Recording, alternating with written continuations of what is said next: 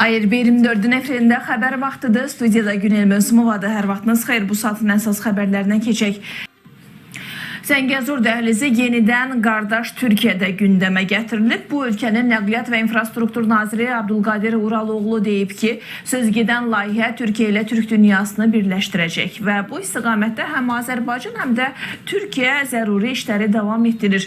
Türkiyəli nazir həmçinin qeyd edib ki, Zəngəzur dəhlizi layihəsini 3-4 il ərzində həyata keçirmək planlaşdırılır. Daha ətraflı sujetdə izləyək.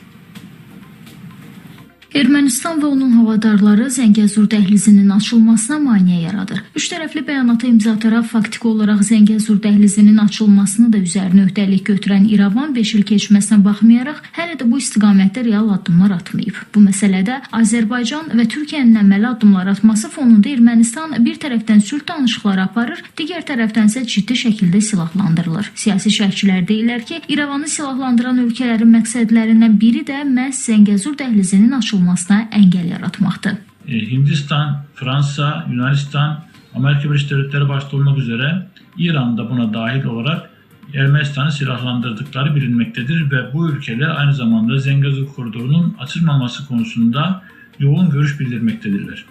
Çünkü Türkiye'nin Türk dünyasıyla kara bağlantısı sağlayacak olması Zengezur üzerinden birçok kesimi rahatsız etmektedir. Rusiya tərəfi isə zahirən dəhlizə qarşı çıxmasa da öz nəzarətini saxlamaq və Ermənistanın qərbə yaxınlaşmasını qarşısına almaq üçün bu prosesi öz maraqları daxilində tənzimləmək istəyir.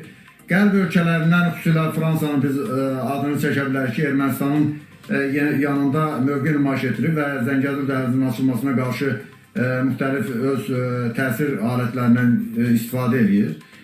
Məsələdə texniki və infrastruktur əngəllərə gəldikdə həm Ermənistan, həm də Azərbaycan sərhəddi bölgəsində ciddi infrastruktur işləri tələb olunur. Zəngəzur dəhlizinin Azərbaycan və Türkiyə ərazisindən keçən hissəsində infrastruktur işlərinə başlanılıb. Bu dəhlizin tərkib hissəsi olan Horadiz-Ağbənd dəmir yol xəttinin tikintisi artıq yekunlaşmaq üzrədir. Bütün bunların fonunda bu istiqamətdə Ermənistan ərazisində hər hansı irəliləyişlər müşahidə edilmir. Bu faktörlər bir araya gəldiyindən dolayı Zəngəzur koridoru henüz açılmadı.